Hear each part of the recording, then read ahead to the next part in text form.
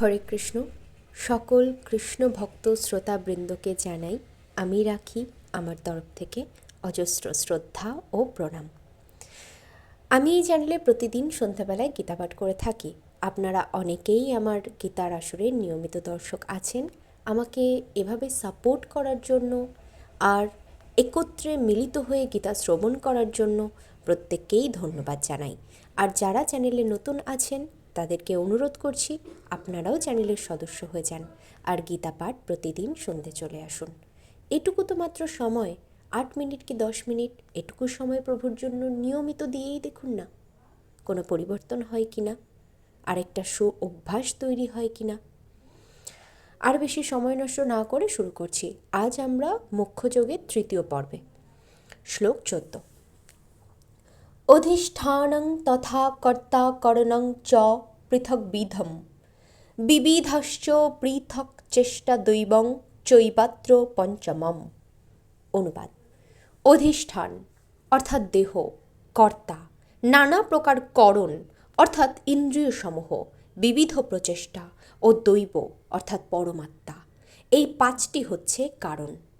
তাৎপর্য: অধিষ্ঠানম শব্দটির দ্বারা শরীরকে বোঝানো হয়েছে। শরীরের অভ্যন্তরস্থ আত্মা কর্মের ফলাদি সৃষ্টি করছেন এবং সেই কারণে তাকে বলা হয় কর্তা। আত্মাই যে জ্ঞাতা ও কর্তা সেই কথা শ্রুতি শাস্ত্রে উল্লেখ আছে। এষ হি দ্রষ্টা স্রষ্টা। বেদান্ত সূত্রের গেহত এবং কর্তা শাস্ত্রার্থবত্তাৎ শ্লোকেও তা প্রতিপন্ন করা হয়েছে। ইন্দ্রিয়গুলি হচ্ছে কাজ করার যন্ত্র এবং ইন্দ্রিয়গুলির সহায়তায় আত্মার নানাভাবে কাজ করে। প্রতিটি কাজের জন্য নানা রকম প্রয়াস করতে হয়, কিন্তু সকলের সমস্ত কার্যকলাপ নির্ভর করে পরমাত্মার ইচ্ছার উপরে, যিনি সকলের হৃদয়ে বহু বন্ধুরূপে বিরাজ করছেন। পরমেশ্বর ভগবান হচ্ছেন পরম কারণ। এই অবস্থায় যিনি অন্তর্যামী পরমাত্মার নির্দেশ অনুসারে কৃষ্ণ ভাবনাময় ভগবৎ সেবা করে চলেছেন, তিনি স্বাভাবিকভাবেই কোনো কর্মের বন্ধনের দ্বারা আবদ্ধ হন না।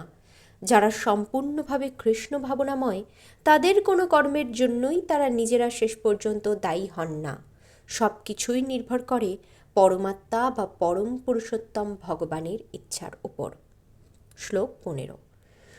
শরীর বামমনো ভীর্ষৎ কর্ম প্রারভতে নরঃ ন্যায্যং বা বিপরীতং বা পঞ্চৈতে তস্য হেতবঃ।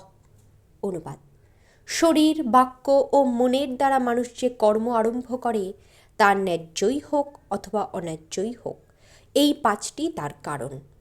তাৎপর্য: এই শ্লোকে উল্লেখিত ন্যায্য এবং তার বিপরীত অন্যায্য শব্দ দুটি অত্যন্ত তাৎপর্যপূর্ণ। ন্যায্য কর্ম শাস্ত্রের নির্দেশ অনুসারে অনুষ্ঠিত হয়ে থাকে এবং অন্যায্য কর্ম শাস্ত্রবিধির অবহেলা করে অনুষ্ঠিত হয়। কিন্তু যে কাজই হোক না কেন তার সম্যক অনুষ্ঠানের জন্য এই পঞ্চবিধ কারণ প্রয়োজন। শ্লোক 16। তত্রৈবং সতি কর্তারমত্তনং কেবলং তু যঃ পশ্যত্য কৃতবুদ্ধিত্তন্ন সপশ্যতি দুর্মতি। অনুবাদ: অতএব কর্মের 5টি কারণের কথা বিবেচনা না করে যে নিজেকে কর্তা বলে মনে করে, বুদ্ধির অভাববশত সেই দুর্মতি যথাযথভাবে দর্শন করতে পারে না। তাৎপর্য: কোনো মূর্খ লোক বুঝতে পারে না যে পরম বন্ধুরূপে পরমাত্মা তার হৃদয়ে বসে আছেন এবং তিনি তার সমস্ত কার্যকলাপ পরিচালনা করছেন। যদিও কর্মক্ষেত্র, কর্মকর্তা, প্রচেষ্টা ও ইন্দ্রিয় সমূহ এই 4টি হচ্ছে জড় কারণ, কিন্তু পরম কারণ হচ্ছেন পরম পুরুষোত্তম ভগবান। সুতরাং 4টি জড় কারণকেই কেবল দেখা উচিত নয়, পরম নিমিত্ত যে কারণ তাকেও দেখা উচিত। যে পরমেশ্বরকে দেখতে পায় না সে নিজেকেই কর্তা বলে মনে করে। শ্লোক 17। যস্য নাহংকৃত ভাব বুদ্ধির্যস্য ন লিপ্যতে হত্যাপি স ইমাল্লোকান্ন হন্তি ন নিবদ্ধতে। অনুবাদ: যার অহংকারের ভাব নেই এবং যার বুদ্ধি কর্মফলে লিপ্ত হয় না, তিনি এই সমস্ত প্রাণীকে হত্যা করেও হত্যা করেন না এবং হত্যার কর্মফলে আবদ্ধ হন না। তাৎপর্য: এই শ্লোকে ভগবান অর্জুনকে বলছেন যে যুদ্ধ না করার যে বাসনা তা উদয় হচ্ছে অহংকার থেকে।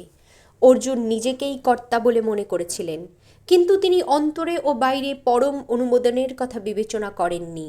কেউ যদি পরম অনুমোদন সম্বন্ধে অবগত হতে না পারে তাহলে তিনি কেন কর্ম করবেন?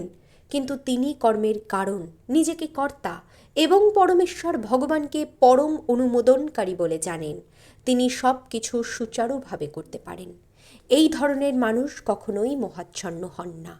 ব্যক্তিগত কার্যকলাপ এবং তার দায়িত্বের উদয় হয় অহংকার, নাস্তিকতা অথবা কৃষ্ণ ভাবনার অভাব থেকে।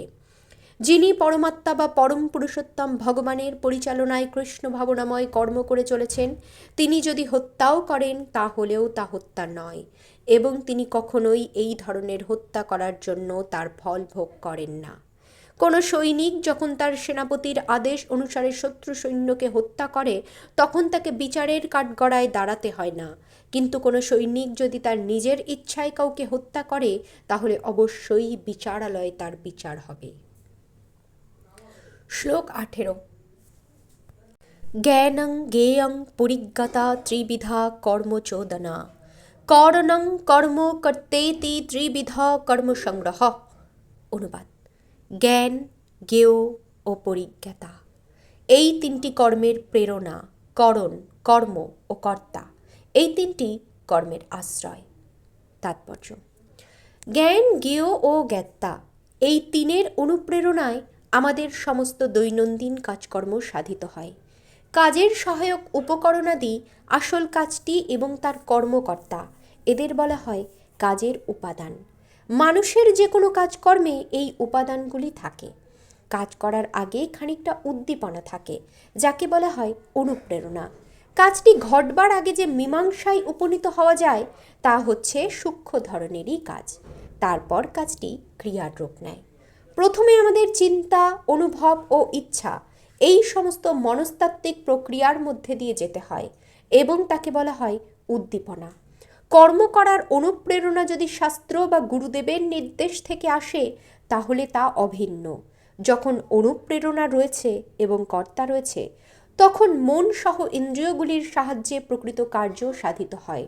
মন হচ্ছে সমস্ত ইন্দ্রিয়ের কেন্দ্র। যে কোনো কার্যের সমস্ত উপাদানগুলিকে বলা হয় কর্মসংগ্রহ। শ্লোক 19। জ্ঞানং কর্ম চ কর্তা চ ত্রিধৈব গুণভেদতঃ প্রচ্যতে গুণ সংখ্যানে যথা বচ্ছ্রেণ তন্নপি। অনুবাদ: প্রকৃতির তিনটি গুণ অনুসারে জ্ঞান, কর্ম ও কর্তা তিন প্রকার বলে কথিত হয়েছে, সেই সমস্ত যথাযথ রূপে শ্রবণ করো। তাৎপর্য: চতুর্দশ অধ্যায়ে জড়া প্রকৃতির গুণের তিনটি বিভাগ সবিস্তারে বর্ণিত হয়েছে। সেই অধ্যায়ে বলা হয়েছে যে সত্ত্বগুণ হচ্ছে জ্ঞানোদ্ভাসিত, রজগুণ হচ্ছে জড়জাগতিক ও বৈষয়িক এবং তমগুণ হচ্ছে আলস্য ও কর্ম বিমুখতার সহায়ক। জড়া প্রকৃতির সব কয়টি গুণই হচ্ছে বন্ধন, তাদের মাধ্যমে মুক্তি লাভ করা যায় না। এমনকি সত্ত্বগুণের মধ্যেও মানুষ আবদ্ধ হয়ে পড়ে। সপ্তদশ অধ্যায়ে ভিন্ন ভিন্ন গুণে অধিষ্ঠিত ভিন্ন ভিন্ন স্তরের মানুষের ভিন্ন ভিন্ন পূজা পদ্ধতির বর্ণনা করা হয়েছে। এই শ্লোকে ভগবান প্রকৃতির তিনটি গুণ অনুসারে ভিন্ন ভিন্ন রকমের জ্ঞান, কর্তা ও কর্ম সম্বন্ধে বর্ণনা করার ইচ্ছা প্রকাশ করেছেন। শ্লোক 20। সর্বভূতেষু যেনৈকং ভাবমব্যয়মি ক্ষেতে অভিভক্তং বিভক্তেষু তজ্জ্ঞানং বিদ্ধি সত্ত্বিকম। অনুবাদ: যে জ্ঞানের দ্বারা সমস্ত প্রাণীতে এক অবিভক্ত চিন্ময় ভাব দর্শন হয়, অনেক জীব পরস্পর ভিন্ন হলেও চিন্ময় সত্তায় তারা এক, সেই জ্ঞানকে সাত্ত্বিক বলে জানবে। তাৎপর্য: যিনি দেবতা, মানুষ, পশু, পাখি, জলজ বা উদ্ভিজ্জ সমস্ত জীবের মধ্যেই এক চিন্ময় আত্মাকে দর্শন করেন তিনি সাত্ত্বিক জ্ঞানের অধিকারী। প্রতিটি জীবের মধ্যে একটি চিন্ময় আত্মা রয়েছে, যদিও জীবগুলি তাদের পূর্বকৃত কর্ম অনুসারে ভিন্ন ভিন্ন ধরনের দেহ অর্জন করেছে। সপ্তম অধ্যায়ের বর্ণনা অনুযায়ী পরমেশ্বর ভগবানের পরা প্রকৃতি বা উৎকৃষ্ট শক্তি থেকেই প্রত্যেক জীবের দেহে জীবনী শক্তির প্রকাশ ঘটে। এভাবেই প্রতিটি জীবদেহে জীবনী শক্তি স্বরূপ এক উৎকৃষ্টা পরা প্রকৃতির দর্শন করাই হচ্ছে সাত্ত্বিক দর্শন। দেহের বিনাশ হলেও সেই জীবনী শক্তিটি অবিনশ্বর। জড়দেহের পরিপ্রেক্ষিতেই তারা বিভিন্ন রূপে প্রতিভাত হয়। যেহেতু বদ্ধ জীবনে জড় অস্তিত্বের নানা রকম রূপ আছে, তাই জীবনী শক্তিকে ওইভাবে বহুধা বিভক্ত বলে মনে হয়। এই ধরনের নির্বিশেষ জ্ঞান হচ্ছে আত্ম উপলব্ধিরই একটি অঙ্গ। হরে কৃষ্ণ। আজ এ পর্যন্তই সমাপ্ত। আপনারা আপনাদের মতামত কমেন্টে লিখবেন। যদি কোনো মতামত না থাকে তাহলে হরে কৃষ্ণ মহামন্ত্র সংকীর্তনটা লিখে যাবেন। আজ তবে আসি।